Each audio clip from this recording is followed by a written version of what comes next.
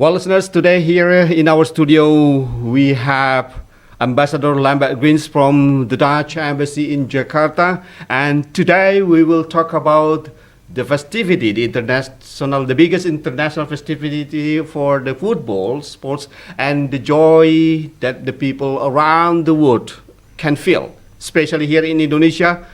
During international football competition like this World Cup 2022, millions of people will not have good sleep because they are really crazy in quotation with football games. And we will discuss about the orange team with which already beat the Senegal team. But before that, I would like to ask Ambassador Lambert Grijns about his feeling about what he knows about football. Ambassador Lambert, how do you like football? Well, thank you very much for having me here. And yes, it's nice. Football's always nice because it unites people, because you always have a subject to talk about. That's right. Everyone is interested in football, especially here in Indonesia. This is a football crazy country, like my own country.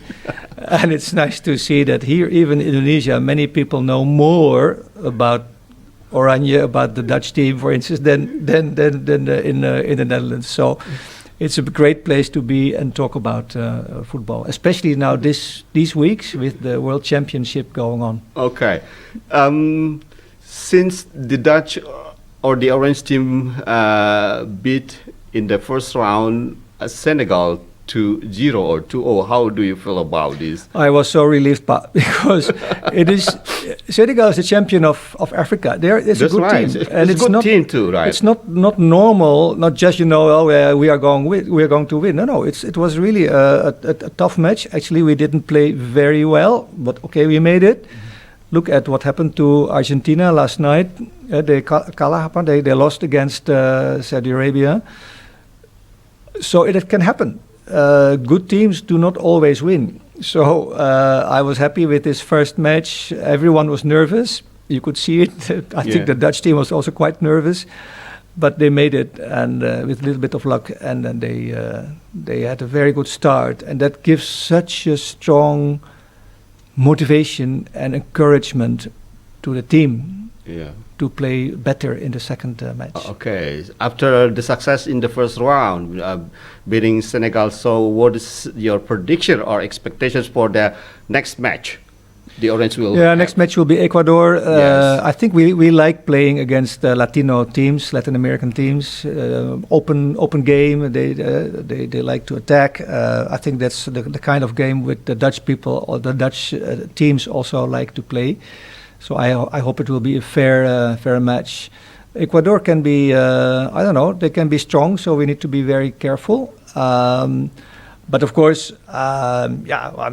normally we should win, and if we can win that match, then of course it's a great basis to continue to the second round. Okay, evaluating the first round with the match with Senegal. So, do you think that the Orange team this year, in this Qatar football, match 2002? Is in its good condition? Well, it's hard to play in Qatar because it's so hot. Yes, it's extremely hot. We haven't heard many complaints yet about it actually, but I think it's different from playing in other places. On the other hand, it is the circumstances are equal to all teams, so everyone is facing the same challenges. From that perspective, it is an equal challenge. I think more challenging also here is that the Netherlands team doesn't have individual stars, so to say. Mm-hmm. We don't have a Messi or Ronaldo or very important players who are kind of the magnets within a team for other teams as well. We are more like a team, a collective, where the differences between the players are not so big. So this year, this tournament, I think the challenge will be to really play as a team and to make sure that everyone will be part of the result, and not just rely on one or two or three people. Of course, Memphis Depay is a star.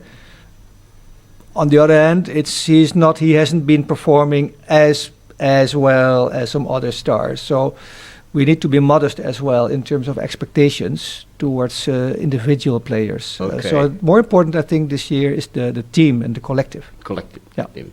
As you mentioned that the orange team doesn't have what they have other team has, like they have in Argentina, in Brazil, like you say, they have Messi as a single star, but the orange team doesn't have. But collective player team is more important, as you mentioned that. But do you have one or two favorite players in the orange team? Yeah, I mentioned Memphis Depay, who I like. He's strong, and if he goes somewhere, it's like a knife going through a pudding. he simply goes on. So sharp. He's hard to stop. Yes, I like him for that reason. There's this young guy, Shafi. Shafi, yes. He's extremely young. Let's see how he works, how it works out. There are these stable, very stable, strong people like De Ligt. There's I've got his name anyway, but Klaassen I like. He always scores. So that's the kind of people you need. Like what happened also with Senegal. He came in the second half, and then whoops, it changed. So you need people who can change the character of a game, and all of a sudden, with one person extra, or instead of another one replacement, it can change the whole dynamics of a game. So these people, and Klaassen can do that. Okay, yeah. I agree with you. And yes, it is too early to make prediction actually, but what is your expectation for the orange team for this year? Yeah, it will be a hard tournament because there are a few very, very good teams like France. Even without Benzema, yes, they are playing actually really quite well, quite experienced. Italy is not participating, strangely enough. Yes. It is one of the world teams, but they are not there.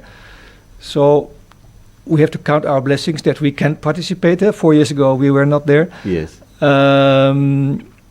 The Brazilians, I don't know. Argentina, I think they really had bad luck. They lost against Saudi Arabia, but actually they played quite well in the beginning.